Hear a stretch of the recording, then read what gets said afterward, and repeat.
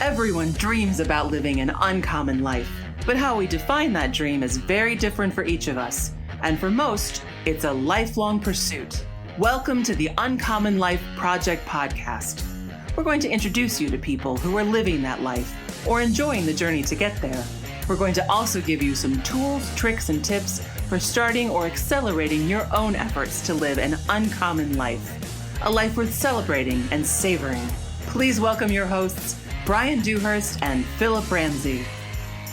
Hello and welcome to another episode of the Uncommon Life Project, where I'm your host, Philip Ramsey. And I am Brian Dewhurst. And today we have more of a tangible show for everyone. One that is one of our 7 sources of residual income, and we have an expert on this whole topic. It's Matthew Leeper, which has been good friends with Brian Dewhurst for quite some time. So I hope we get into some personal stories. Maybe the time when he was cross-dressing. I don't know. Maybe not. Totally joking. Brian, hit us with a bio. Let's jump right in. And before we get started, we just wanted to make a caveat that this episode is for informational and entertainment purposes only and is not to be construed as legal advice. Thank you. So Matt, we go back almost, I think, 15 years. So this is super exciting to me. Matthew is a specialist in intellectual property. He's an attorney with international experience as well. He's actually resides in Canada right now. Expert idea builder and patent drafter. Creative thinker with deep analytical resources and business acumen, and an avid public speaker. Welcome to the show, Matthew Leeper. Hey, thank you very much, guys. Look forward to being here and sharing some insights on these topics. Nice. So what is the 7 sources that we're going to jump into? Brian, talk about it. Yeah, so we've been meeting a lot more people. It's just part of our normal course of business, and we're talking about the 7 sources. The one that I think is probably the furthest reach for most people, and even including ourselves, that we probably have the least experience with is, I would say, kind of like royalties is the 6th residual income. And so we wanted to have on someone to kind of break down, as you're building a business, as you're building a brand, trademarks and how those apply to business and branding and protecting your intellectual property, and then also patents.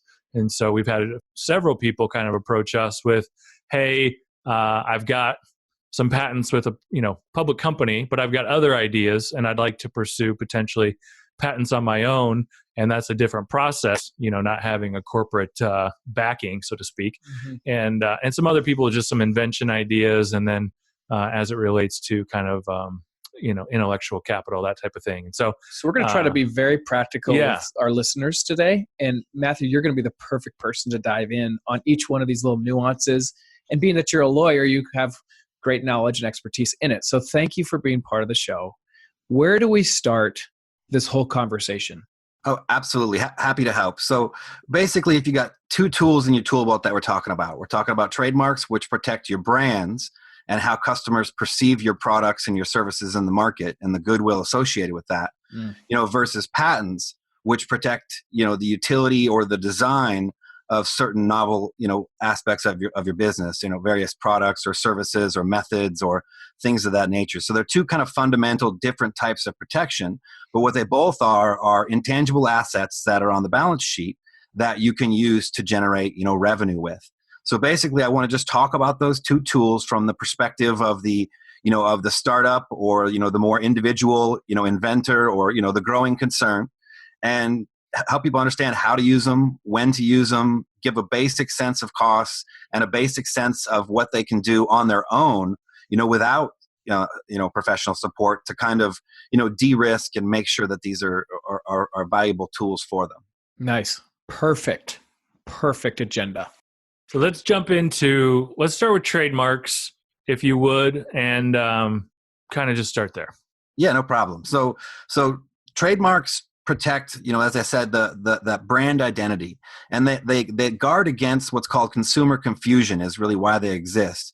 And that's to prevent some consumer from going to the store and buying one of your competitors' products thinking that it's your product. So basically, for example, what happens is you'll have a lower cost provider that might try and somehow or another use your branding or your designs or your trade dress or something of that nature, and then try and, sell their product and get somebody to just buy it. And that happens all the time. And, you go to Amazon, you hear about, some of the things that's happening from products from other countries and such. And a lot of times it's a lot of trademark violation because there's a cheaper product that's coming in, sneaking in as your kind of brand, and somebody's buying it and they're getting your margins and they're decreasing the value of your brand because it's often a lower quality product. So could you think of like Gucci in New York? You know what I'm saying? Like the old Gucci bags. Yeah. Those are extreme examples, but and there's even simpler examples, beyond that, where it's just still a problem for somebody to try and appropriate it, some kind of similar naming or, anything along the line. Yeah, dude, that's really a good point, especially for Brian and I. Like the Uncommon Wealth Partners, the Uncommon Wealth. Like I feel like we need to get that trademarked, and we have not done that yet. I mean, this is great for me. Come on, let's go, Matthew. You're my man. Yeah, let's keep going. Problem. I love it. Yeah, no problem. Well, then, so the nice thing about trademarks is that you get some level of protection, whether or not you pay any government fees or not, under what's called common law. And that doesn't happen in every country in the world, but it does happen in US, in Canada, and, the Commonwealth countries, the UK, things like that. So basically, if you're putting your product to use in a local market, you're going to get some rights to be able to prevent others from using that exact name, out of the gate. Now the benefits of having a federally registered trademark, for comparison, which is kind of what people think about when they think about getting a trademark. And that is filing an application with the United States Patent and Trademark Office. And then that, basically makes your trademark, national in scope. So basically anywhere in the US, whether you're active there or not, then you're there. Now for your business, you guys are an internet, providing a service over the internet. So arguably you're everywhere. But nonetheless, there's still some who would argue that no, this is Midwest at best. So there's a fight to be had if somebody picks the exact same name in LA and they start getting a bigger following than you.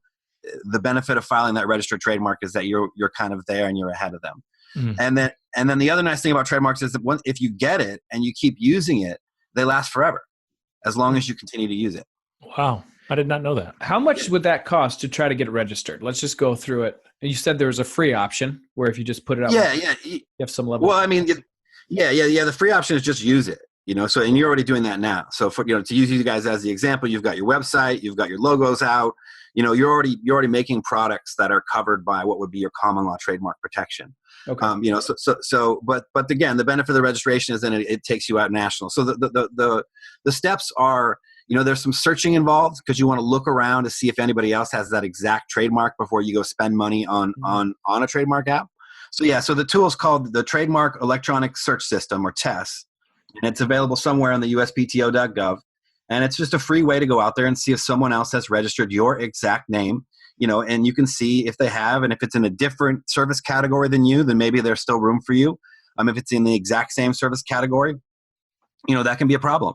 And so, you can decide whether it's worth it to rebrand or whether it's worth it to go try and fight through an application or, all kinds of questions that, will get more complex if somebody happens to be right in your way. Yeah, let's talk through that, because we've had a couple people, clients-wise, that have gone through this and was like, it's not a big deal. I'm thinking about Adam.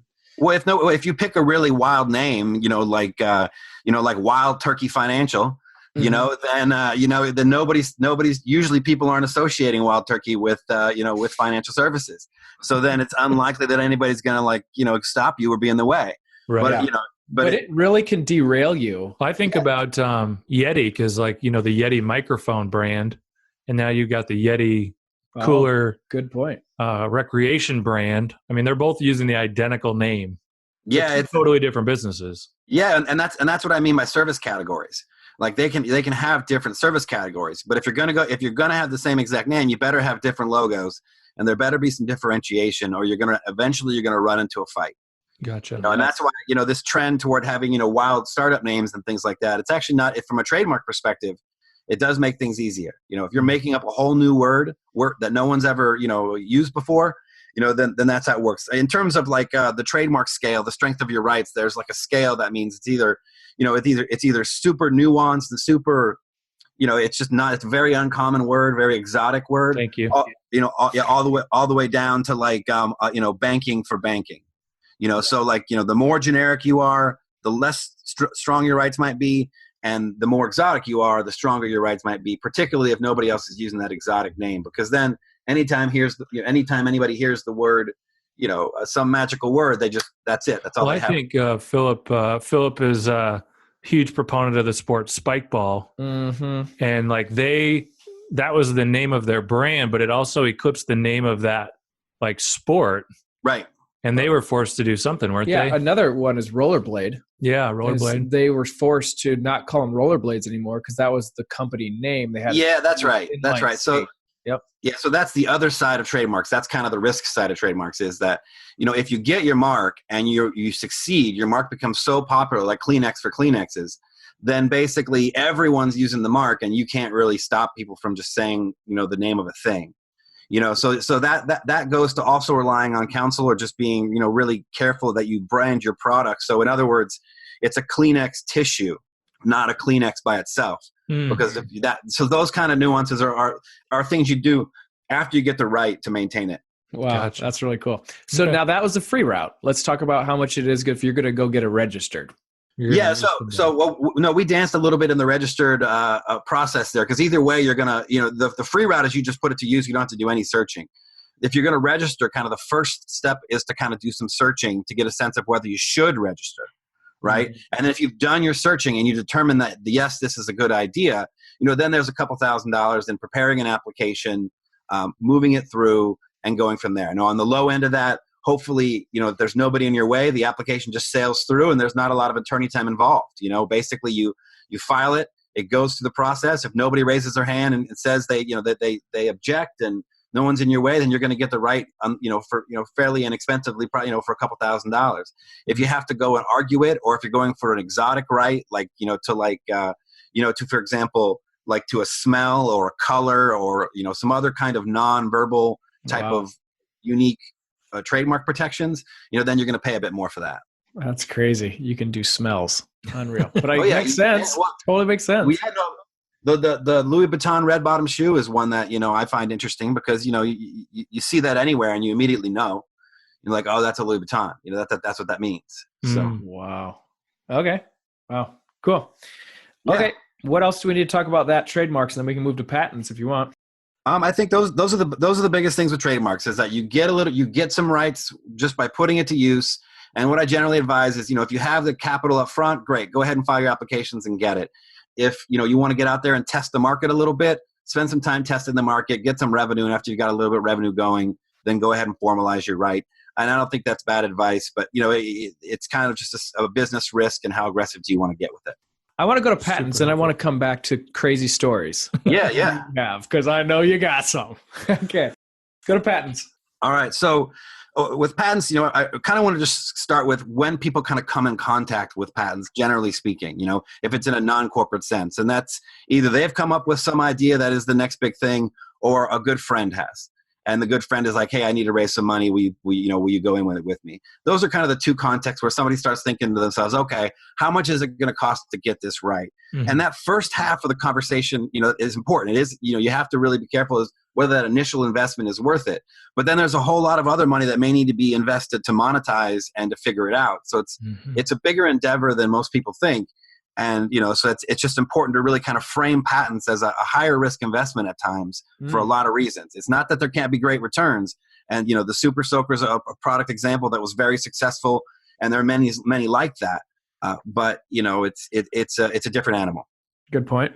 Walk us through, I'm a huge fan of Shark Tank, the show I watch with my kids. And, a lot of times they have these people on there that have, produced an item or something.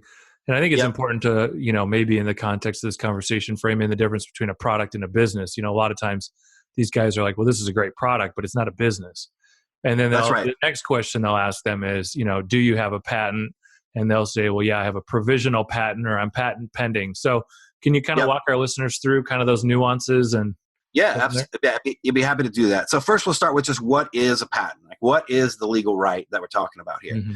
And it's two basic things. It's, one, it's a right to exclude anyone else from making or using your invention, right? So it's not a right for you to practice it necessarily, but it's a right to stop others from doing it. And in that regard, it can be, viewed as a legally sanctioned, monopoly of sorts. Now, it's a limited monopoly because if you become the only person in the industry, you're still going to have antitrust problems. But if you're a smaller startup and you're moving forward, it's a fairly limited monopoly. And so the idea is you kind of want to work carefully to make sure you get a broad scope of rights that really cover, the magic of your product, or the magic of what you're offering, or the secret sauce of it. And it may not be the entirety of your product line. It may just be some flagship parts or a critical component of a lot of your products. But that's kind of what you're getting a patent for, is to kind of get that protection, right? So that's what the end goal is. Now, compared to a trademark, a patent is a 20-year monopoly. So, and it has a much more rigorous examination process up front. And so therefore it can be a lot more expensive. And so that's kind of, those are all things to think about. And so with that said, then we'll kind of pivot a little bit to the process. And then I can kind of use that conversation to both outline the process and kind of explain where the costs are. And most importantly, talk about the things people can do, themselves without having to hire someone. You're doing great. You're killing it. Keep going, Great. Matthew. Yeah. All right, cool. Glad to do it. All right. So, where a lot of, individual inventors start is with a provisional application, especially in the US. And what that is it's an unexamined filing with the patent office that gives you a filing date and allows you to say that as of that date, this is what I invented. This is mine. I'm going to figure out some claims to it later. You don't have to have claims at that point. It can be fairly informal, all the way down from just your notes, all the way up to a full-blown, compliant patent application. Whatever it is, you're able to rely on it and go from there. For a lot of individual inventors, and investors for that matter, the challenge with the provisional, and this is probably one of the more important parts about patents, is that it can be a trap.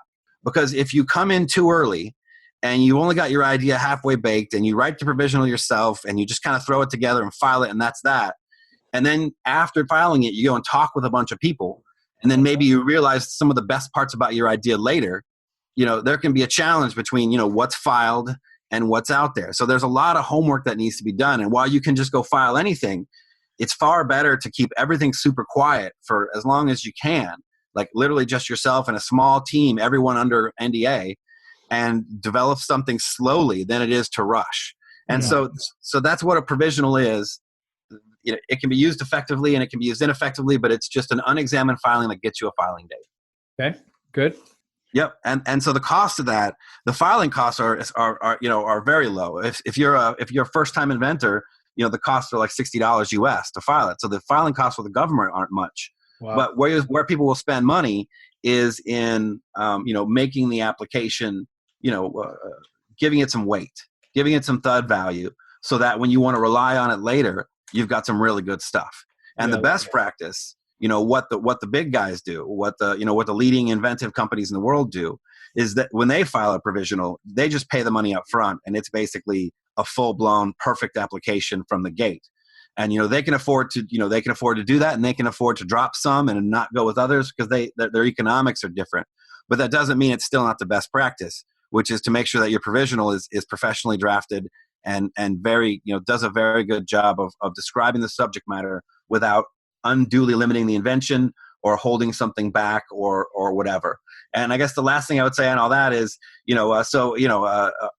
to have a professional help you file the provisional, with minimal edits, you're looking at a couple thousand to draft a full-blown application and file that. It depends on your subject matter of your technology. That can go 10 to 20,000. It just depends on what are we trying to invent here? Is it a new chemical formulation, to cure cancer, or is it, a new type of aluminum can?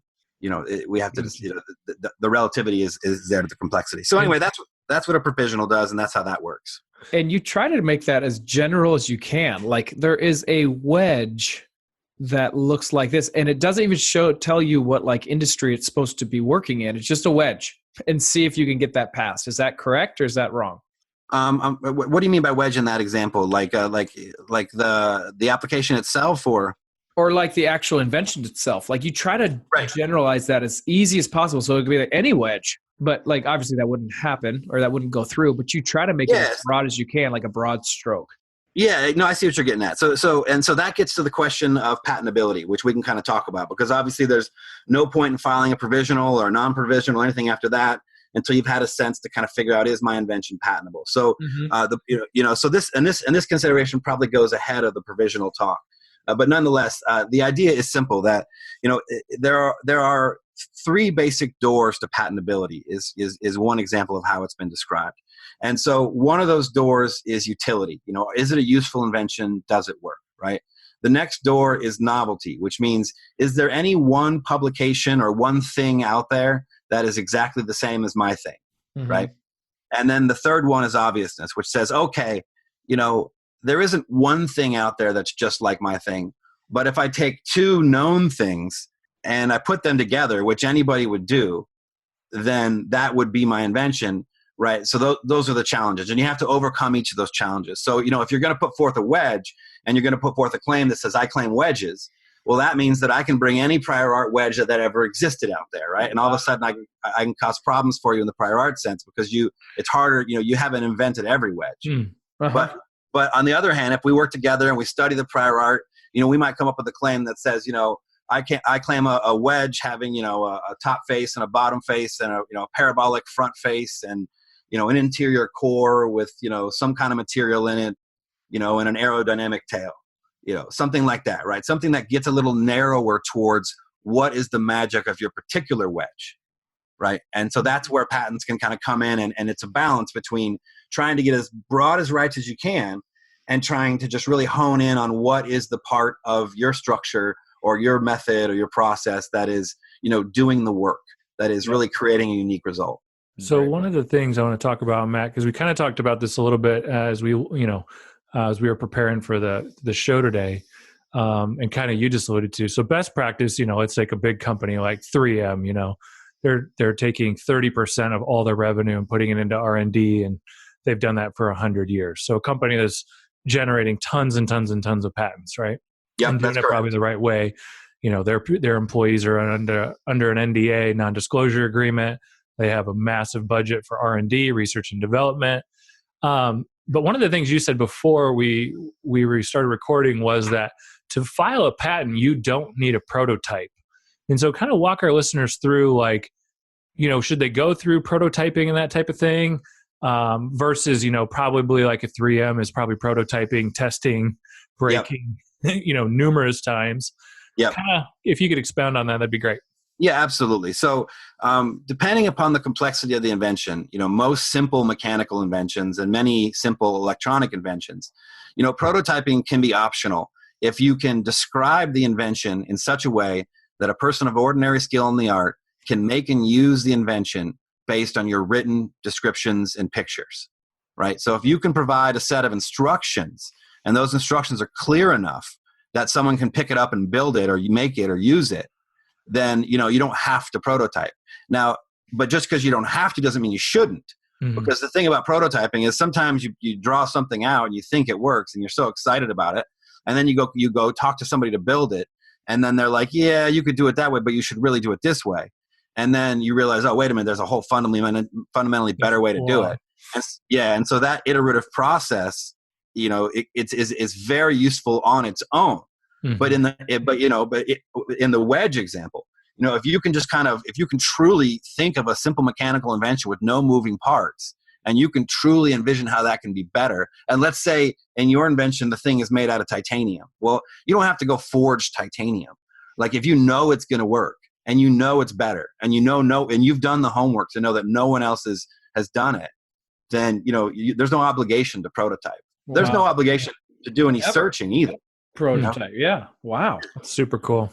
Really cool. Yeah. Now, with the exception of some, like, again, if you come up with a biological cure for cancer and you're trying to assert that this magic liquid that you made in your kitchen, cures cancer and you're trying to protect it, you're probably going to need something to back that up, or, you're not going to pass the utility bar because they're going to wonder if you even, if what you say is true. And let's just touch on that real quick. I don't want to spend a lot of time there, but so then there's an FDA process in the US. Would that be, totally is that different than the patent thing, or is that the same? That's entirely 100% separate from the patent system. Gotcha. And depending upon your product, if you're doing medical devices, which is an area I have a fair amount of experience in, then, obviously if you're doing invasive, surgical, more advanced instruments that put human life at risk, you've got to navigate a whole bunch of hurdles that are completely independent of the patent system. Gotcha. And but mentioning that is an interesting think of the way people use patents, right? If I'm let's say I'm a medical doctor and I know a few things about a few procedures, and I come up with some stuff that I don't think anybody's doing, and I've been going to conferences about this stuff for a long time, right? So if I come up with this idea, I want to put it forth, I may never have enough money individually to navigate the FDA process because it may cost millions. Oh yeah. But I may be able to patent it, have an amazing patent portfolio, and then sell or license that portfolio to a much bigger fish who would then be able to do the FDA process and then go forth with it, such as your Boston Scientifics, your Medtronics, your Strykers. Sure. So then those guys can look at you as like an independent R&D provider, basically. Gotcha. And you can do a deal with them, and the patent becomes the basis for that negotiation. Because without the patent and without the patentable rights and without the government monopoly and all the homework that goes with that, then how do you prove you got something valuable? It's hard to negotiate with those with a lot of resources when you just have a PowerPoint. It's so fascinating. So fascinating. And then, so I want to go back to our Louis Vuitton example with the red bottom shoe. I think it was Gucci. Yeah. That was Louis Vuitton. That to me is like, would that be a patent or would that be a trademark? Because it's actually a physical good. Yeah, no, it's a great question. So basically there are aspects of any shoe that can be covered by both trademarks and patents. Right. So in that particular unique instance, the trademark is in the coloration and the location of the color. I mean, I haven't read it, but that's kind of what it's about. It's about the look, the color, and the location of the color. That's kind of what they're trying to protect. Right. Gotcha. At least from my outsider understanding. From a patent perspective, you can have a design patent that protects the shape of the shoe. Gotcha. Right. Just how it looks, not how it functions. And let's say there's some kind of fancy thing about the shoe, like some kind of I don't know, like some feature that, like James Bond. Yeah. Mm-hmm. Exactly. Yeah. With like a mini James Bond in the compartment who will come out and clean your shoe. Yep. Something really special. So then you can protect that function with a utility patent. So in that regard, you could protect you could have 3 layers of protection on that. Wow. And so if somebody tries to copy your shoe, you've got 3 ways to basically, strike back at them. Gotcha. Huh. Okay. I want to jump in now to phenomenal job covering all that, by the way. That was awesome. Sure, yeah. In a very exciting way. Yeah. By the way. So now Hey, man. let's say you're on the other side. You've got the trademark, you've got the patent, probably more so the patent, because like if we trademark our business, we're probably not necessarily going to maybe license it to somebody else, more so a patent. But what is someone, small guy comes up with a patent, doesn't really have the wherewithal to go start the business. It's aligned in an industry where there's already major players. Can you walk our listeners through kind of licensing or royalties and maybe the difference? Yeah. Getting paid. Experience there. Getting paid. Show me the money. Yeah, no, definitely. I can. I got to cover one more topic on patents before I can jump to that. Okay. So the 2 main costs about patent that have to be considered, or what kind of determines the actual cost of getting the right. Once you want to invent something, you filed your provisional. You know that you have 1 year from the filing date of that provisional to kind of do something and file a non-provisional. You've done all the homework. You've done the searching. You've done all that, right? Mm-hmm. Then there's still a decision of how broadly around the world do you want patent rights? Like, do you just want patent rights in the United States? Do you want North America because that's easier to kind of control? Do you want a global strategy in which you would go for like the biggest, most industrialized countries in the world, like China, Japan, Korea, the U.S., Europe? Those kind of things. There's a whole decision. The reason why that's relevant to licensing is because trademarks and patents can either be one country or many countries in scope. And of course, the amount of money that you can command is going to be relative to where your licenses are. Where are your buyers? And so there are ways in which you can lock up 80% of the industrialized world and no one can practice your invention without coming through you.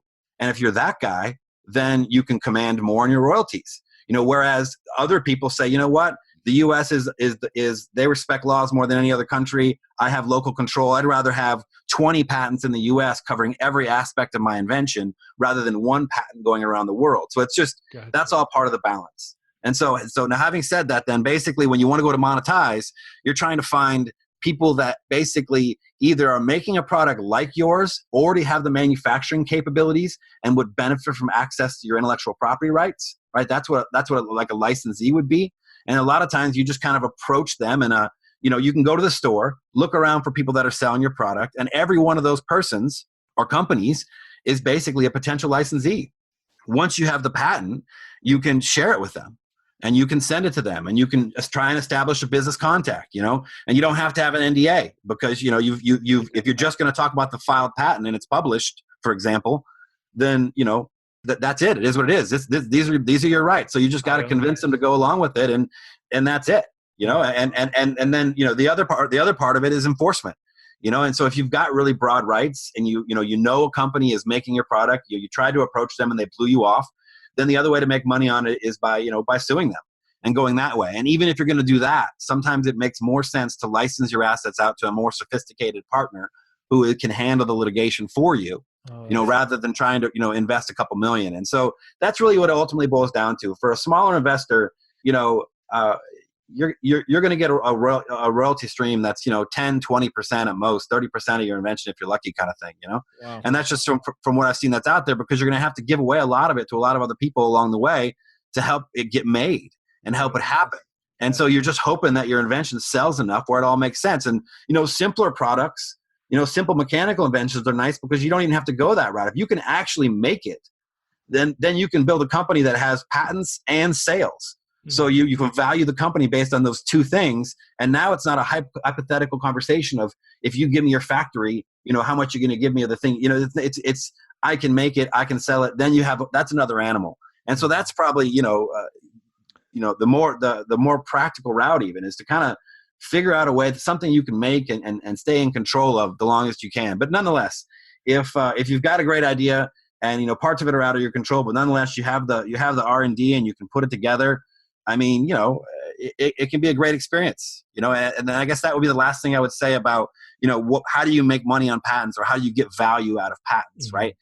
Just to kind of put a couple final bullet points on it. You can get value out of patents by licensing it to others, either willingly through business negotiations or unwillingly through lawsuits and stuff like that.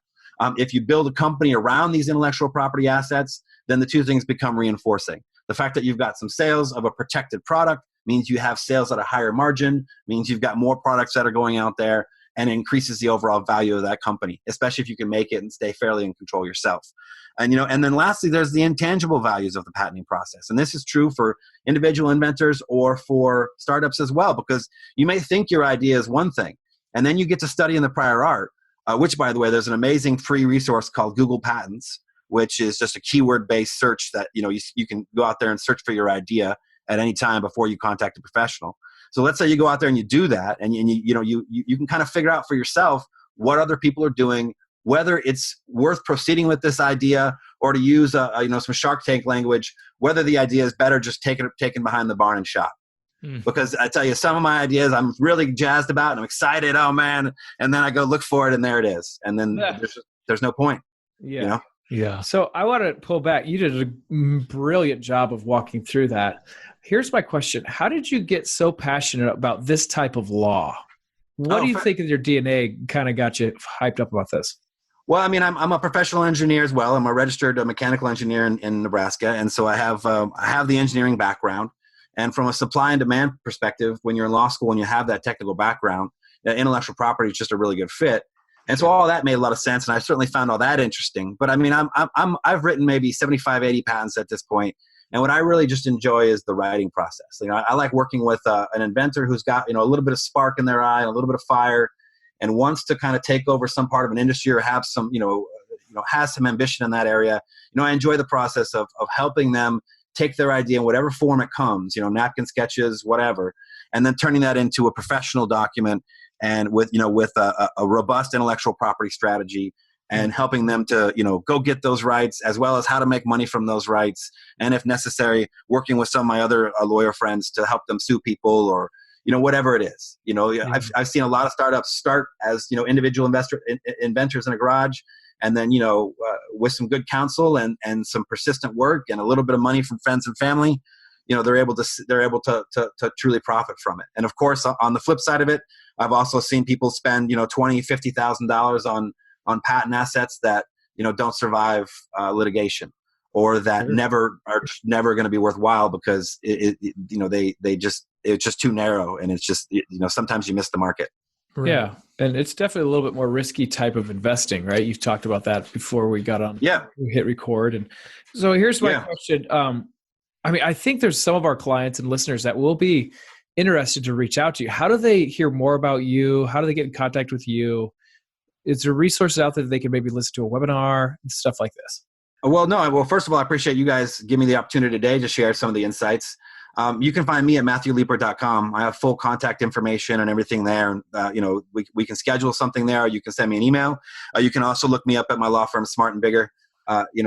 here in Canada, which is Canada's, it's like a 126-year-old firm. So that, they've got me and they've got people with way more experience than me. And this is all we do, and this is, intellectual property and helping people, get their protections is where I'm going to, focus my energies going forth. And, that's where I'm at. And then maybe coming up a little bit later this year, I've got, a couple book projects and some other things I really want to work on with respect to the drafting and all that. But in the short term, I certainly welcome contacts and I'm happy to answer questions. And I'm happy to have, a half hour, hour initial consultation with pretty much anybody, so long as we can work on scheduling and see if it's a good fit. That's such awesome. a good resource for our listeners. Okay, give me one crazy story. Just hit me with one. I'm just dying to know it. You've got one. Let's hear it. Well, I mean, the craziest thing I would share about Brian is, one day we were all moving in one direction. About me, man. Better. Not about me. Just like no. It was we were all moving in one direction in life, and then Brian, had some children come into his life, and he was just he just manned up and was like, all right, guys, I'm gonna go handle this business for a while, maybe indefinitely, and and that's how it went down. So I always appreciated that, because not everybody makes that decision at that moment. And Brian stepped up immediately, took care of everything, and that's part of life's adventure. I love it. That is even better than what I was. Well, thinking. The one thing I'd say too, and I've always, as you grow up, you kind of lose touch, but life, takes you in different paths, as you kind of saying. But I've always appreciated you, Matt, and just the way you think and your intentionality and intensity of the way you pursue things, and it just came forth today, and just how much expertise and research and practice you've devoted to this space. So it's just been super cool to catch up with an old friend and rekindle that friendship. So thank you so much for your time today. No expertise. Yeah, absolutely. I have my 10,000 hours in on the subject of intellectual property, and I've been working specifically on the patent prosecution, patent drafting, side of it from the beginning. So it's where the passion is, and it's an area that I want to continue doing. And I think basically I'm just a nonfiction technical writer or creative writer. Basically, at the end of the day, I just happen to write patents. So, nonetheless, happy to share my advice with you guys. Happy to chat, and if any of your listeners, would like to chat further, certainly welcome to contact me. And if I can help them, I know people literally all around the world who certainly can. So we'll get it figured out. Very cool. Huge resource. Well, we thank you so much for listening to this podcast. If you found value, please rate it. Put something on the comments. But again, thank you so much, Matthew. And you've been listening to the Uncommon Life Project. Have a great day. Thanks, everybody. Goodbye. That's all for this episode of the Uncommon Life Project, brought to you by Uncommon Wealth Partners. Be sure to visit uncommonwealth.com to learn more about our services. Don't miss an episode as we introduce you to inspiring people who are actively pursuing an uncommon life.